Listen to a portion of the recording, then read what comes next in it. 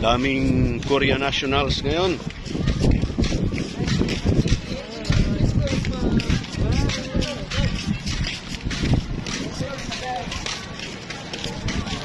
Masaya ang Puerto Galera ngayon. Maraming turista.